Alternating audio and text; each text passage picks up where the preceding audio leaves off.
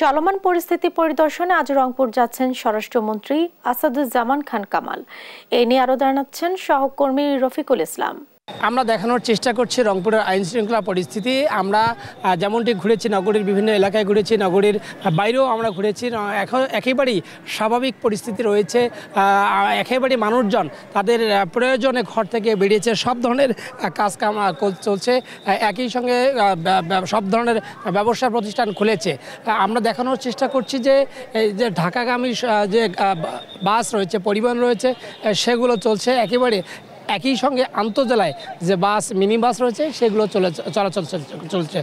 একই সঙ্গে কিন্তু রিক্সা, অটোরিক্সা সহ সব ধরনের পরিবহন সেগুলো চলছে। অর্থাৎ স্বাভাবিক দিনগুলোর মতোই কিন্তু মানুষজন ঘর থেকে বেরিয়েছে, সড়কে যানজট রয়েছে।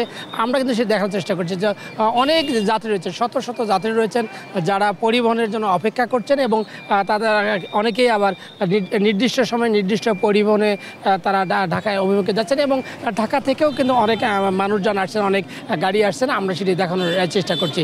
আইনশৃঙ্খলার কথা যদি বলি, যে অন্য যে কোনো সময়ের তুলনায় এখন আইনশৃঙ্খলা পরিস্থিতি অনেকটাই ভালো। রংপুরের কোথাও কোনো সমস্যা নাই। একই সঙ্গে এই নগরবাসীকে যাতে কোনো ধরনের অপ্রীতিকর ঘটনার মুখোমুখি হতে না হয়, সেজন্য নগরীর গুরুত্বপূর্ণ স্থানে পুলিশের টহল রয়েছে, র্যাবের টহল রয়েছে, বিজিবির টহল রয়েছে।